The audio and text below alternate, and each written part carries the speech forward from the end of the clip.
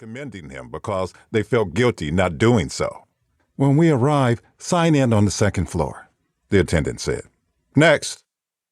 Axel boarded the obnoxiously short bus, ducking his head down to fit inside. Claustrophobic. Hated. He hunched down into an open seat, took out his phone again, and swiped away dozens of unpaid bill reminders. Just as he was about to open his email, his Photos app blasted its own reminder.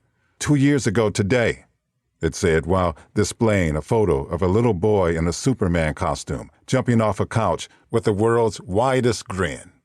Axel's heart pounded. Aaron. He closed his eyes and counted to 3 again.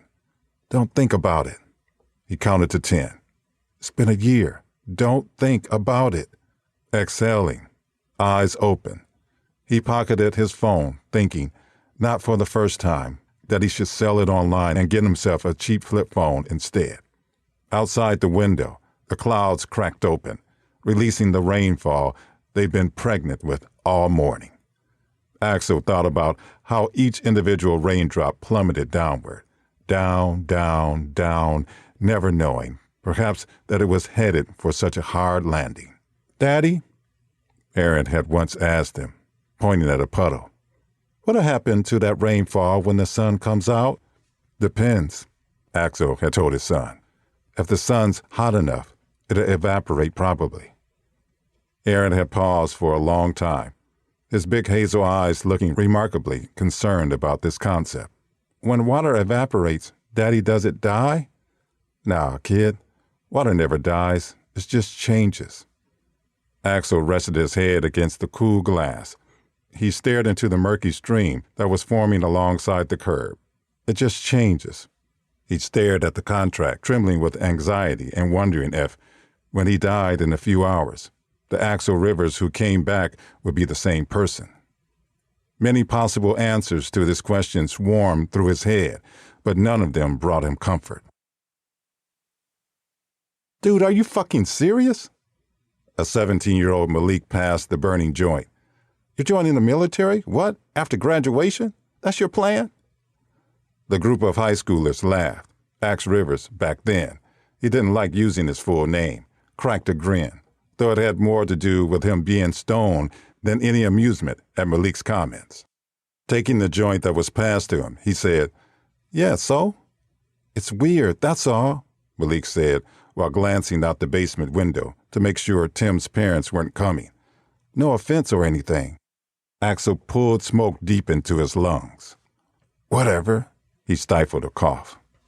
"It's just not what anybody would expect from you, Ax," said Tim, their friend from history class, and the one in their friend group with the biggest house.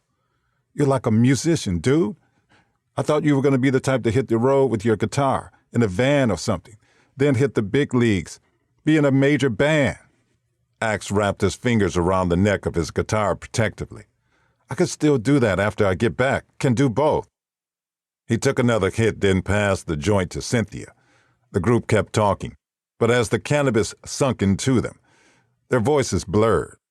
He cared less and less what the others thought. His comfy, middle-class friends, other than Malik, his fellow foster kid, couldn't understand.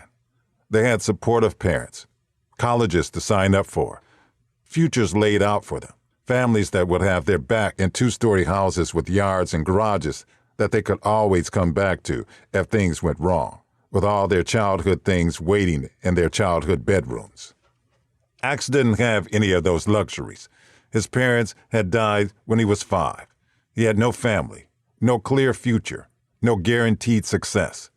After growing up in foster care, bouncing from home to home, the latest being his current place, where his foster parents barely spoke to him and kept locks and alarms on everything from the windows to the fridge. He knew full well that the world didn't care if he failed. Nobody was in his corner. Joining the military, as much as it scared him senseless, seemed the only surefire way to build a stable future for himself. Malik's voice broke through the smoky haze. "I'm worried you get killed, man," Malik said. "Aren't you scared of that?" Ax shrugged. "That stuff freaks me out." Malik passed the joint again. "Death, I mean. Not the physical part, but